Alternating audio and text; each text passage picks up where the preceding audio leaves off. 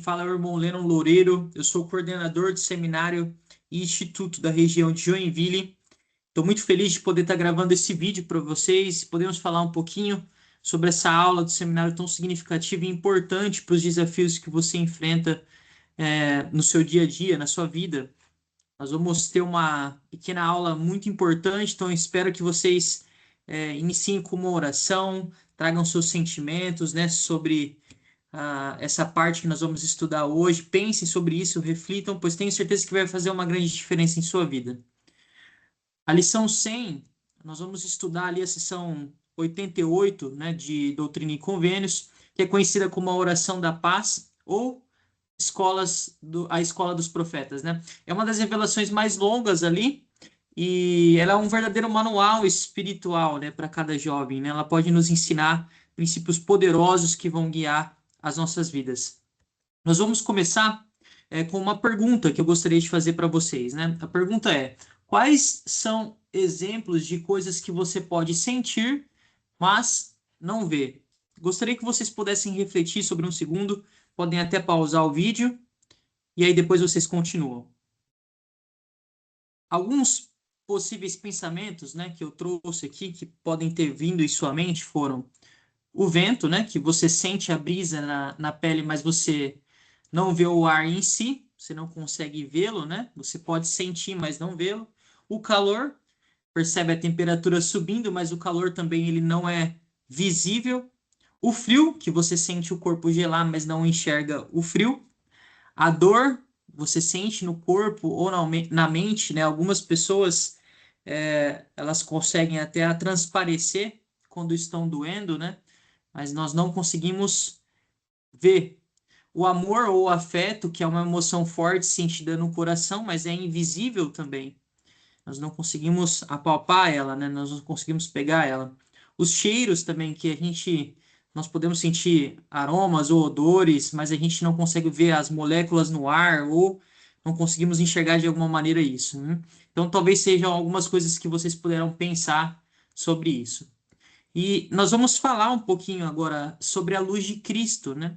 Que também nós não conseguimos enxergar, nós não conseguimos ver essa luz, mas nós vamos aprender nessa aula, nesse pequeno debate, nesses minutos que nós vamos ter aqui, como nós podemos senti-la ou diferenciar a luz de Cristo do Espírito Santo ou de alguma outra coisa, tá bom? Em Doutrina e Convênios da seção 88, dos versículos 6 ao 13, ensina que ela, a luz de Cristo, ilumina todo homem que vem ao mundo e enche a imensidão do espaço, né?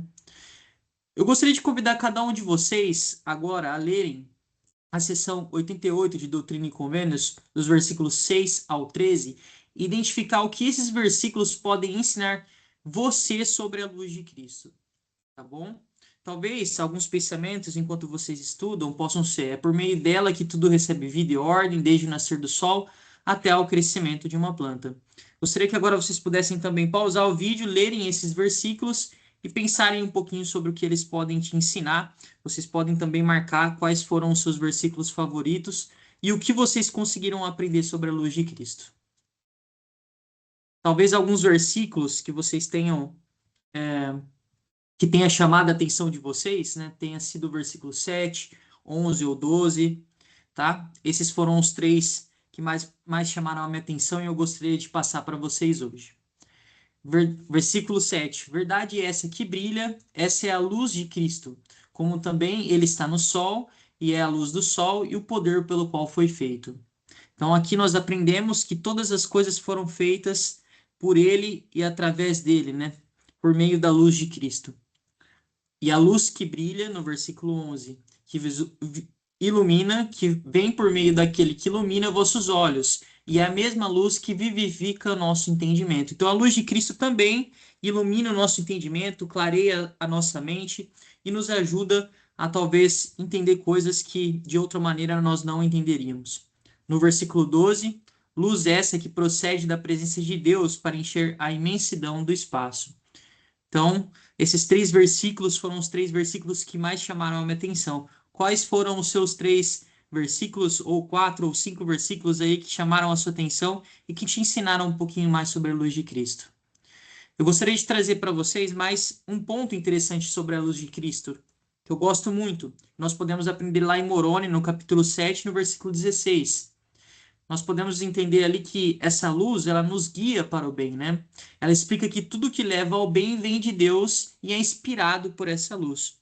Então, uma maneira de nós distinguirmos o que é a luz de Cristo é tudo aquilo que nos direciona a fazer algo que é bom, nos direciona para o bem, é a luz de Cristo nos guiando e nos motivando a tomar aquela decisão, fazer aquela escolha ou seguir aquele caminho. Diferente do Espírito Santo, a luz de Cristo ela está presente em todos, né? Enquanto o dom do Espírito Santo ele é recebido somente após o batismo e confirmação. A luz de Cristo é como um primeiro toque de Deus convidando todos a seguirem para o bem. Então, o Espírito Santo, nós vamos receber ele após a ordenança do batismo. Já a luz de Cristo, todos nós podemos ter acesso a ela. O presidente Packer nos ensinou o seguinte: quanto mais soubermos sobre a luz de Cristo, melhor.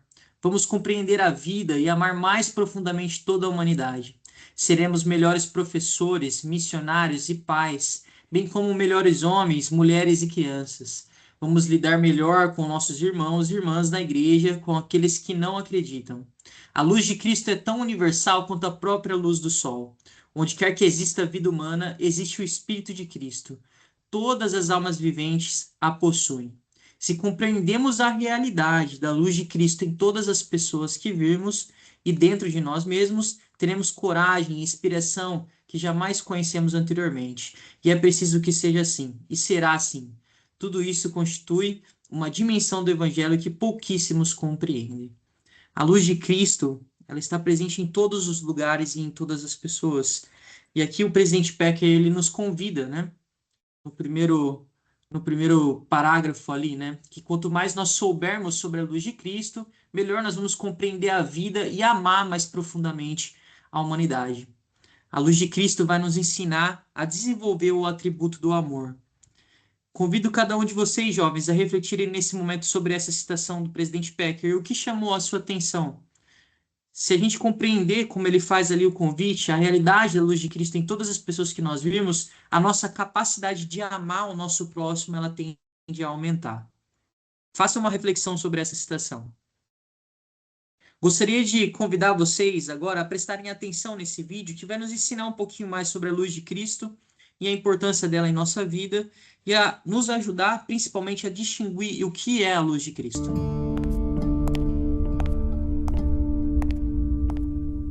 Se eu tivesse que usar uma só palavra para descrever a luz, essa palavra seria brilho.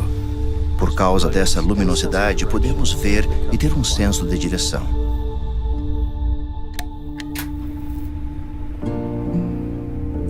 Se estivermos em um quarto escuro e nele houver luz, por menor que seja, essa luz fará a escuridão desaparecer. Ao contrário, a escuridão não tem poder sobre a luz. O calor está associado à luz. Associado à escuridão está o frio, que acredito ser bastante significativo.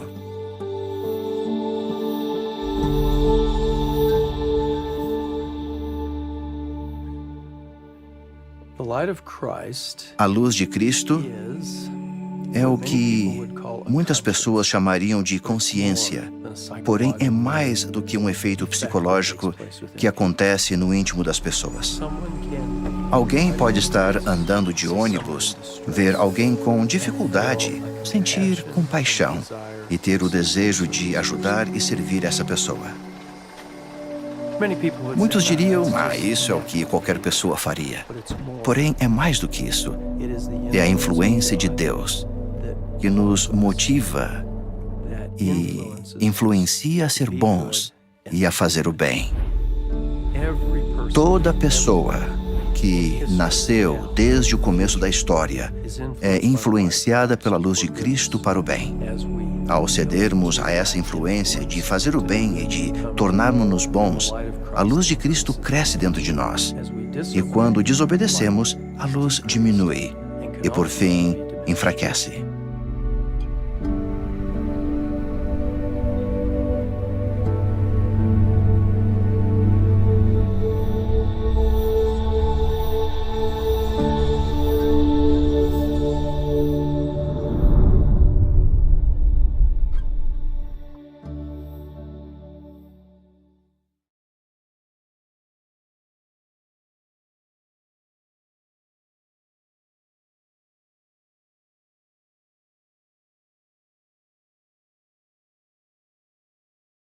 Esse vídeo do Elder Beder nos ensina, talvez, diferenciar o que seria a luz de Cristo, né? E como ela age na nossa vida, né? Uma coisa que me chama muita atenção nesse vídeo, ele nos ensinando que algumas pessoas reconhecem essa luz como sua própria consciência, né? Que te orienta, que te guia, que te faz tomar decisões, te faz fazer coisas boas durante o dia. Gostaria, nesse final da aula, de fazer um convite especial para cada um de vocês. Gostaria que vocês pudessem prestar atenção em um momento que sentiram paz, amor ou desejo de fazer o bem. Pode ser ajudando alguém, escolhendo não fazer algo errado ou sentindo vontade de orar essa semana. Quando isso acontecer, eu gostaria que vocês pudessem lembrar: esse é o toque da luz de Cristo no seu coração. E em sua próxima aula com o professor do seminário ou com sua família, com o líder eclesiástico, com o bispo, eu gostaria que vocês pudessem compartilhar essa experiência. Pode ser pequena, mas que fez vocês entender que a luz de Cristo estava te guiando ou tocando o seu coração. Eu gostaria de prestar meu testemunho para vocês, jovens, de que a luz de Cristo ela é poderosa, de que todos podem ter acesso a esse poder, de que através dela e por meio dela tudo foi feito, de que todos podem sentir a luz de Cristo através de cada um de vocês. Convido cada um de vocês essa semana a fazerem esse exercício e prometo que eles vão. Esse exercício ele vai ajudar vocês aí em suas dificuldades e principalmente vão te ajudar a ter uma experiência com o próprio Salvador Jesus Cristo.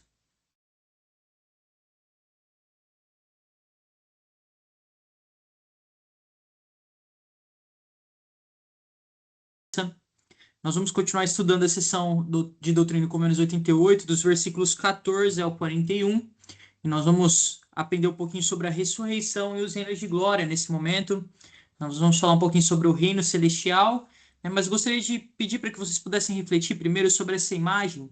Nós vemos aqui uma escada, né, que representa talvez ali as leis celestiais, né, aqueles mandamentos, os ensinamentos que nós temos durante a nossa vida, que nos levam até o reino celestial. Gostaria que vocês pudessem refletir sobre essa imagem, pensarem um pouquinho sobre ela, né? Pois nós vamos usar essa imagem para que nós possamos fazer essa aula. Faço duas perguntas para que possamos refletir primeiro, né? Você sente que suas escolhas atuais o ajudam a progredir rumo ao reino celestial? Você sente que as decisões que você tem tomado em sua vida, elas estão te ajudando a subir essa grande escada, né, que por muitas vezes é difícil, que te leva ao reino celestial? Você se sente confiante de que pode alcançar a glória celestial com a ajuda de Jesus Cristo? Essa é outra pergunta importante para que nós possamos refletir. Talvez quando nós olhamos essa escada, a gente possa sentir que a subida é muito difícil, de que seja impossível alcançar o reino celestial, né? Mas como está a sua confiança em Cristo? O que você tem feito, né, para desenvolver essa confiança em Cristo, de que através dele, com a ajuda dele, você vai conseguir subir essa escada? Como essas duas perguntas elas podem te ajudar a refletir um pouquinho sobre isso? Nós vamos ler agora, eu gostaria que vocês pudessem até pausar o vídeo para que pudessem fazer uma leitura. Doutrina e Convênios, da seção 88, dos versículos 14 ao 17 e 27 ao 31. E gostaria que vocês pudessem pensar no seguinte enquanto você lê: o que você aprendeu sobre a ressurreição e o que você aprendeu sobre os 3 graus de glória. Logo após eu vou trazer uma breve explicação, né, alguns princípios que nós podemos aprender com esses versículos e com esse estudo. O que você aprendeu sobre a ressurreição? A ressurreição é quando o nosso corpo e espírito, eles voltam a se unir após a morte, né? Isso significa que depois que nós morremos, nós vamos viver novamente um corpo perfeito e imortal. Jesus Cristo, ele foi o primeiro a ressuscitar. Então, mostrando que todos nós também vamos ressuscitar. Ele nos concedeu esse presente, essa dádiva. E a ressurreição é um presente maravilhoso que nos permite viver para sempre. Talvez esses sejam alguns princípios que você aprendeu enquanto você estudava esses versículos. Caso você tenha algum outro princípio que tenha aprendido, convido você a compartilhar escrevendo aí nos comentários dessa aula.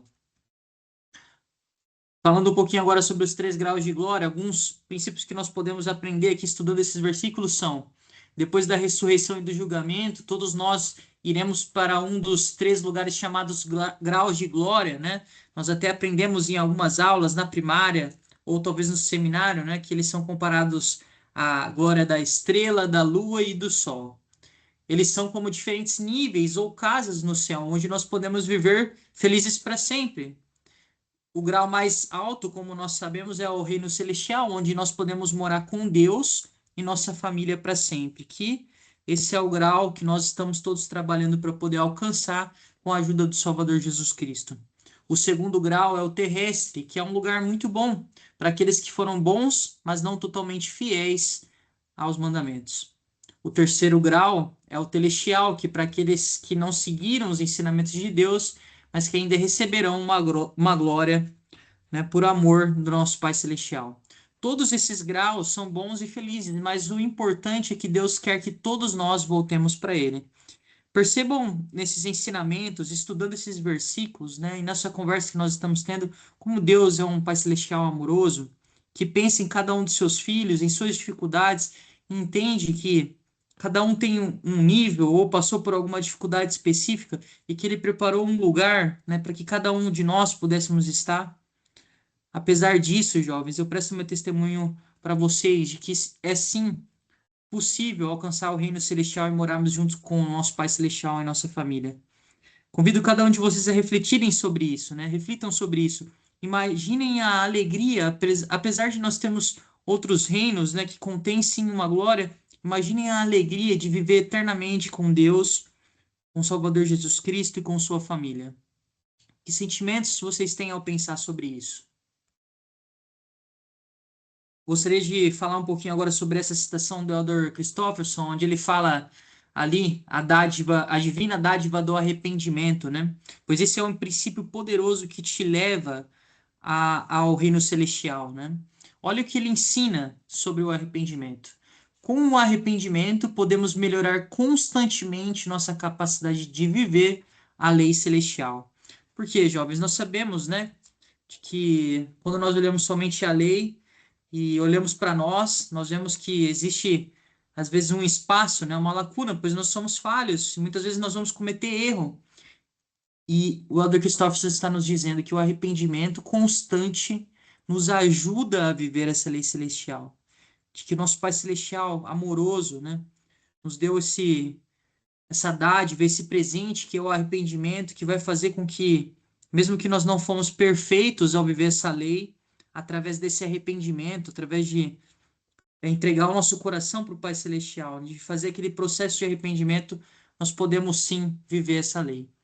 Esse princípio do arrependimento ele nos capacita a viver a lei celestial, porque reconhecemos que aquele que não consegue viver a lei de um reino celestial não consegue suportar uma glória celestial. Então, o Pai Celestial, nós sabemos que ele tem grandes expectativas por nós, né? Ele quer que nós alcancemos essa glória tão elevada, mas ao mesmo tempo, ele entende que nós vamos tropeçar pelo caminho e ele preparou esse princípio poderoso, esse ensinamento, né, que o Salvador Jesus Cristo deixou para cada um de nós, que é o arrependimento, e que através dele nós podemos viver essa lei celestial e um dia sim alcançarmos o reino celestial juntos. Gostaria agora de fazer um convite para cada um de vocês, né, para que vocês pudessem refletir sobre essa pergunta. Pensando nessa escada, nessa imagem que está aparecendo aqui, eu gostaria de convidar cada um de vocês. Quais ensinamentos das classes do seminário vocês aprenderam ou estão aprendendo que são leis celestiais, que são degraus que podem te levar até o reino celestial? Esses ensinamentos, eu posso prestar meu testemunho para vocês, são ensinamentos que vão te guiar a um dia morar com o seu Pai Celestial. São degraus. Gostaria que vocês pudessem fazer alguma lista, né, deles. Podem pausar esse vídeo nesse momento, façam uma análise pessoal, escrevam os degraus, os ensinamentos que você aprendeu, seja no celular, na classe do seminário, nas classes aos domingos, né? Que são degraus que vão te levar ao reino celestial.